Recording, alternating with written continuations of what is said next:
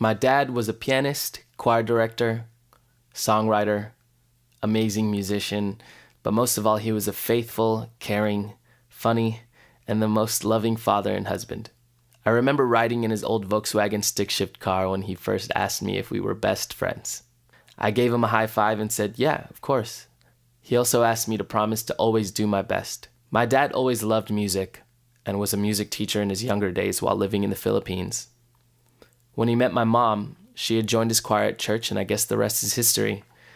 They got married, had 3 music-loving kids together. I was taught piano at the age of 5. My mom always says I was 2, but I don't quite believe her, so we'll just go with 5.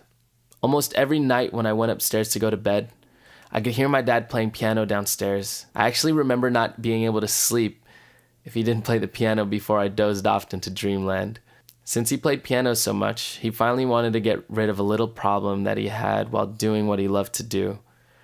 He sweated a lot in his hands and always had a small towel at the keyboard to wipe them dry. My dad was recommended to have a minor surgery to correct the problem. Minor complications turned into major complications, and he stayed at the hospital for way longer than he should have. I remember those days feeling like weeks.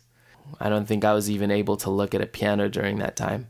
The next thing you know, his birthday comes up and we're singing praise songs and some of his favorites around his hospital bed, hoping and praying he would get better.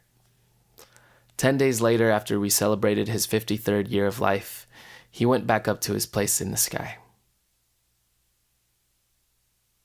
I played piano at his memorial services, and the funeral had hundreds and hundreds of people attending. I was overwhelmed, but it gave us as a family strength. My mom had to start working night shifts. Mom also took over Dad's job as a choir conductor at church, and I was officially the pianist.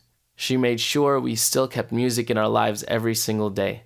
She bought me my first 24-track recorder with a CD burner, so I could record and upload music from our garage, and she let me and my friends play really loud music every day, even when she was trying to get some sleep for work later that night. Before my dad died, I remember him looking for a job just to help out a little more with our family.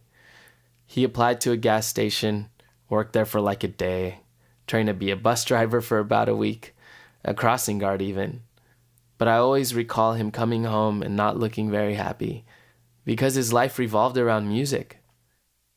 And as far as music goes, I just hope he knows that he was so much more influential than he could even imagine. And I'll be able to say that Arturo Sacramento Rafael Jr. was my father, whose legacy lives on through the music I play, and that Shirley Valencia Rafael was my mother, who always did her best to take care of us when times were tough and when the music could have faded away. Oh my god, and we totally jumped off the cliff and had to swim all the way to shore because the dog chased us all the way to the end.